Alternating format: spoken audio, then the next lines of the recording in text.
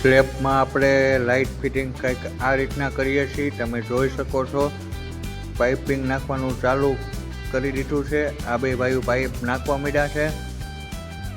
ત્યારબાદ બાંધે છે તારથી અને બીજી પાઇપો નાખવાનું પણ ચાલુ કરી દીધું છે. બધી પાઇપિંગ નખાઈ જાય ત્યાં પછીનો વ્યૂ કંઈક આ રીતના આવે છે.